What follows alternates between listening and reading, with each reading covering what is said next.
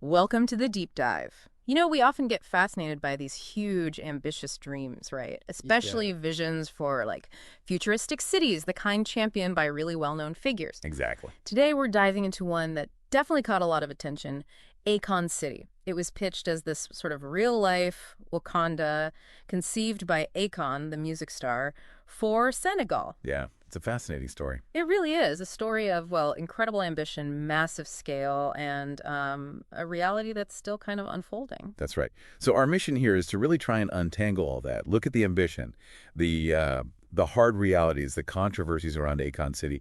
We want to give you, the listener, a clear picture. What was promised, what's actually there now. And crucially, put it in that bigger picture of development in Africa. We'll be using Akon's own words, news reports, perspectives from people who really, truly believed in this dream. Yeah, context is everything here. It is. And what strikes me right away is how this wasn't just about buildings. It reflected this huge vision for the continent. Absolutely. Let's start there with Akon's vision because it's foundational. His big goal, apparently, was getting African Americans to move back to Africa. Right. He had this idea they'd find real freedom, wouldn't have to fight for rights because, they'd be the majority. He saw Africa itself as potentially the strongest nation because of resources, land, people. The know-how he mentioned. Yeah, all of it. So Akon City wasn't just a city project in his mind. No. It was meant to be this catalyst, announced as the first futuristic smart city in Africa. Mm-hmm. He really seemed to believe that this return could shift everything. He said Africa would reach its fullest potential, and that things African Americans fight for in the U.S., they'd get on a silver platter over there. Which is a pretty bold statement. It is, and it ties into this idea of changing the economic model, moving away from reliance on charity and aid. Towards empowerment through, well, business opportunities within this new city, profitable ones. And his personal story feeds into this too, doesn't it? Oh, definitely. He talks about growing up in a village in Senegal, Kelak. No running water, no electricity. Wow. Then, age 8, he sees New York City. And that just sparks this dream, right? Bring that kind of development back home.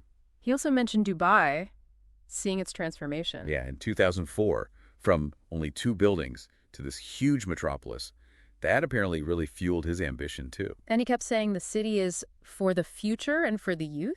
It was long-term play. Initially a 10-year project. But then bigger plans, right? Scaling it to 5 African countries in 20 years. Yep, he'd apparently already secured land in Uganda for that next phase. It really sounds like this vision of a completely self-sustaining, ground-up city.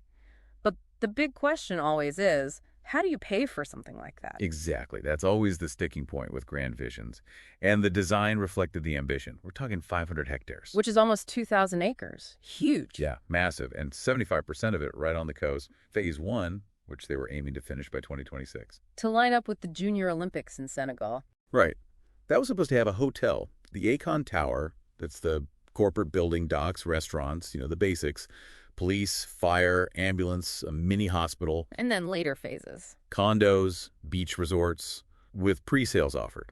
Okay, so the funding. You mentioned he looked at a PPP, a public-private partnership. He did initially. That's Yeah. pretty standard, government and private companies working together. But he shifted. Right. He ended up buying the land himself, making it a complete private investment, as he put it. And he prioritized African money for that first round of investors. Interesting. It was a clear message, trying to empower the continent from within using its own resources. And the city itself was structured with these specialized districts. Yeah, very ambitious. An educational district partnering with 5 big U.S. universities. Covering tech, medicine, business, entertainment. Exactly. The idea was world-class education right there in Africa, Mm-hmm. then an entertainment district, film studios, recording studios, amphitheater. Sports facilities, too? Yep. And a medical district combining modern medicine with traditional tribal practices. It paints this picture of a complete, almost self-sufficient world. It does. A really holistic vision, trying to cover all the bases. Ooh, okay, that was the vision. Epic, futuristic, almost utopian, like you said, a Wakanda on Earth. Yeah. But we know these things often hit bumps in the road. The blueprint meets reality. So what actually happened when they tried to build Akon City? Well, yeah, that's where the story takes a sharp turn. It's a pretty stark contrast to those early plans. Yeah, so.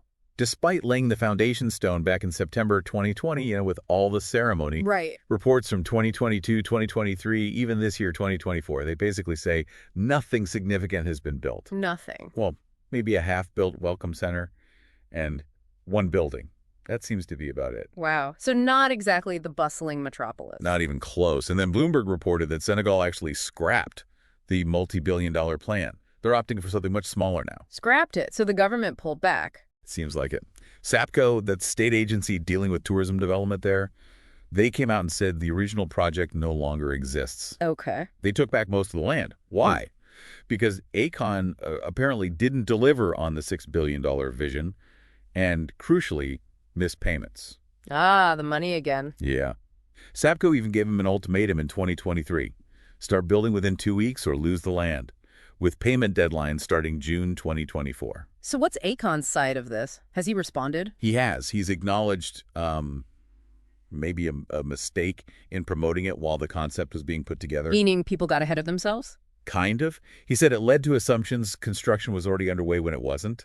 He insists the process is still in motion. Okay. He blames COVID-19 for delaying the physical stuff, the site studies, environmental checks, groundwork. But interestingly, he said it didn't delay the paper pushing, the admin side. Which maybe hints at other bureaucratic issues. Could be. What's also interesting is he mentioned bringing in someone who worked on the master plan for the line in Saudi Arabia. That giant mirrored city in the desert. Yeah, that one. To help with Akon City's master plan. And he was still, at least publicly, aiming for Phase 1 completion by 2026. Despite the setbacks. Despite the setbacks. But those setbacks haven't just been delays. There have been pretty serious financial and legal issues, too. Like what? Well, a former business partner, Divine Stevens, sued Akon for nearly $4 million. Ouch.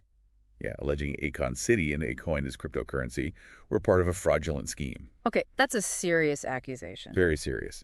And then there's the land issue. SAPCO apparently failed to pay hundreds of people who sold their land for the project, like almost a decade ago. So the original landowners didn't get paid? That's what's reported. So you can imagine the perception. Lots of YouTube documentaries, social media stuff, calling it a big scam. Yeah, that's not surprising given the delays in these stories. Akon's response. He says he doesn't care about the naysayers. He believes when the city's actually up, they're going to feel like, yeah. So he's still confident it will happen? Publicly, yes. He's also talked about the challenges, building something like this in Africa. He admitted real estate there is complex. How so? Things like zoning for skyscrapers often just didn't exist. So he had to work really closely with government, do all these environmental and soil studies, learning as I go, he said. So navigating a system that wasn't really set up for this kind of mega project. Exactly. And he also mentioned China's role in Africa. He spoke positively about working with Chinese partners on his Akon Lighting Africa project. The Solar Lights Initiative. That's the one. Said they provided a $1 billion credit line. He seems to prefer their model infrastructure in exchange for resources over cash payments to governments, which he implied could be corrupt. Interesting take. He pushed back against the idea that China is robbing Africa. He did. He argued their approach is more integrated, maybe more beneficial than some Western models that just extract resources. It's definitely a perspective you hear in discussions about development there. Okay, this brings us to Akoin, the cryptocurrency, which was meant to be, the money for Akon City? Pretty much. For listeners maybe less familiar, crypto is digital money, secured by encryption, outside traditional banks. Akoin launched in 2018. Slogan was, "One Africa, one coin." Catchy. Yeah. It was supposed to be the official currency for Akon City, powering its whole economy. They even did this pre-sale thing, a token of appreciation, TOA. Like an early bird special? Kind of. You got 4 tokens for every dollar you put in, trying to big buzz and raise early cash. So how did Akoin actually do? Did it take off? Well, it had a moment. It hit major exchanges in early 2021, peaked at about 58 cents. Which is good for early investing. Yeah, for those TOA holders, that was like a 132% gain initially. Pretty decent. Right. I sense a but coming. There's always a but with crypto, right? Yeah. Within months, the price just spiraled down, dropped to around 10 cents. Oof. So a big loss for many. Yeah, about a 60% loss for those early investors, which really shows you how volatile these things can be. Did people get their money back? Were there refunds? They supposedly offered refunds to initial donors. But we found reports, like from a guy named Marcus, saying he waited over a year. lack of communication basically ignored. What did Akon say about that? He said he was unaware of specific problems like that, but he insisted there were instruments in place to make people happy, even offered to pay out of my own pocket if needed. Really? No evidence suggests he actually has. Yeah. And now, Akoin's been delisted from every exchange. Gone. Pretty much vanished from the market. And apparently, Akon stopped taking crypto-related requests on Cameo, that video shout-out site. Huh. Plus, there were regulatory issues. Apparently, Akoin couldn't even be legally used inside that one unbuilt small building in Akon City. So even the currency hit regulatory walls. A tough story all around for Akoin. Definitely a cautionary tale about crypto projects tied to real-world ventures. So stepping back, what does all this mean for, the bigger picture, African development, the hopes people had? We heard from Dwayne, host of the Dead Homies and Enemies podcast. He really believed in Akon City, planned to move there, swap dollars for Akoin. Now he's just disappointed, calls it a ghost project. Yeah, and he really emphasized the hope Akon gave people who were tired of the rat race. But now he's calling for due diligence and receipts. Accountability. Exactly. It highlights that trust factor. When these big visions don't pan out, the fallout is real. And Akon himself seems to agree it's tough doing business there. He echoed comments from Davido, the Nigerian artist. Yeah, Davido talked about government systems making people dependent, stifling business. Akon agreed, said it's hard to do business in Africa because of government. Not just Nigeria, but all over. He thinks borders are by design to stop growth. That's what he said, to keep us locked in our little corners. It's a critical view of how political structures can hinder economic progress. Davido also mentioned a generational thing, right? Elders not respecting younger people or tech ideas. He did. Akon had a slightly more nuanced take, though. He said, yeah, elders value traditional wisdom, like investing in land, spirituality. Youth are focused on digital stuff. He felt the youth need to respect the elders' knowledge, but also patiently explain the new ideas.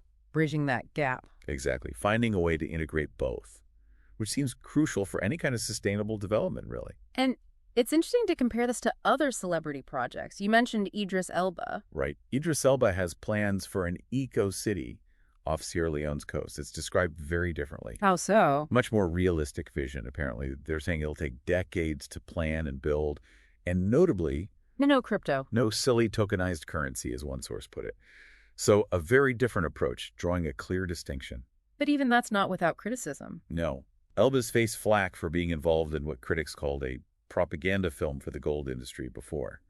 And we know gold mining often exploits vulnerable regions, damages ecosystems. So it just shows even seemingly better planned projects can have these complex backstories or potential downsides. Absolutely. Nothing's ever simple when it comes to large-scale development. So wrapping this up, Akon City really highlights this clash, doesn't it? Between these incredible, inspiring visions and the really complex, often messy realities on the ground, especially somewhere with the unique challenges Africa faces. Definitely. Akon's ambition, his drive for Akon City and Akoin, it clearly inspired a lot of people.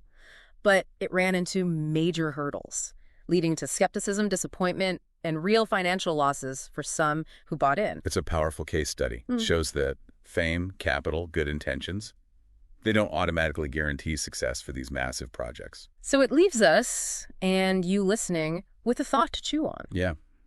Given everything we've explored, the complexities, the disappointments, how should you evaluate these kinds of ambitious development projects, especially when they're pushed by famous figures? What responsibility do these leaders have for transparency, for actually delivering?